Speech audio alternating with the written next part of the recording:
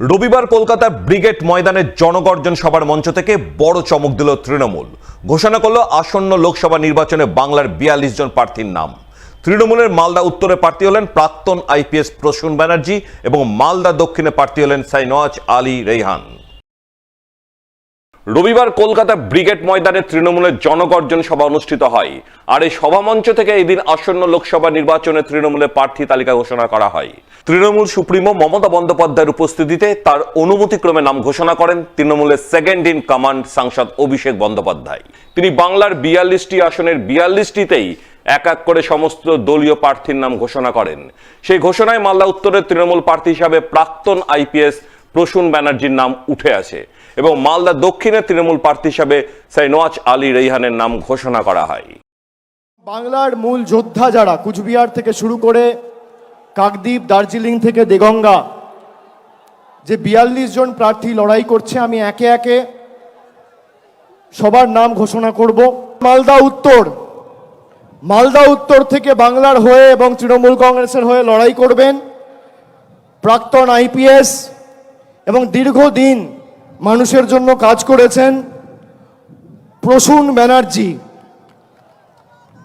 মালদা দক্ষিণ থেকে তৃণমূলের হয়ে লড়াই করবেন শাহনওয়াজ আলী রেহান।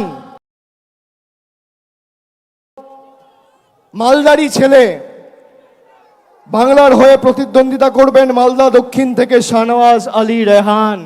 প্রসূন ব্যানার্জি আছেন, উনি আইপিএস অফিসার, একজন অক্সফোর্ড বোধহয় প্রফেসর আছেন।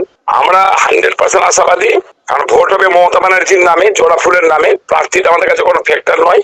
আমরা তৃণমূল কংগ্রেস যে প্রার্থী হোক, আমরা মমতা ব্যানার্জির নামে, অভিষেক ব্যানার্জির নামে ভোট করবো।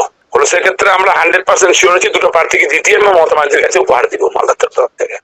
আসন্ন লোকসভা নির্বাচনে প্রধানমন্ত্রী নরেন্দ্র মোদীর নিরঙ্কুশ সহ তার সমস্ত সৈনিকদের নিরঙ্কুশ জয় প্রার্থনা করে শিব মহাযজ্ঞানুষ্ঠান হয়ে গেল মালদায়।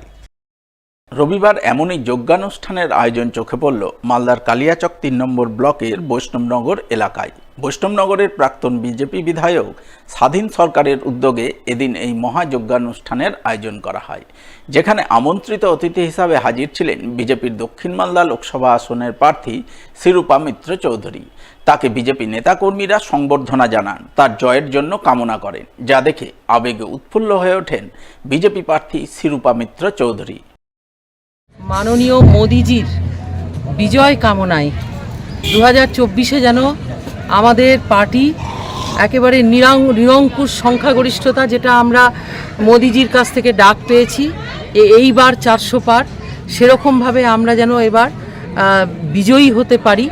সেই কারণে আজকে একটি ত্রিকুণ্ডে শিব মহাযজ্ঞের আয়োজনও মাননীয় স্বাধীনদা এখানে করেছেন এবং আমি শুনে খুশি হয়েছি যে ১০ মহাবিদ্যা যে হোমতন্ত্র কেন্দ্র, যেটা মালদারই মানুষ, তারা আমার ইংরেজ বাজারেরই তারা মানুষ, কিন্তু তারা পুরো বিশ্বজুড়ে নাম করেছে এই হোম যজ্ঞে, তারা এখানে উপস্থিত হয়েছে এবং আজকের এই অনুষ্ঠানে উপস্থিত হয়ে আমি অত্যন্ত আনন্দিত এবং নিজেকে সৌভাগ্যবান মনে করছি।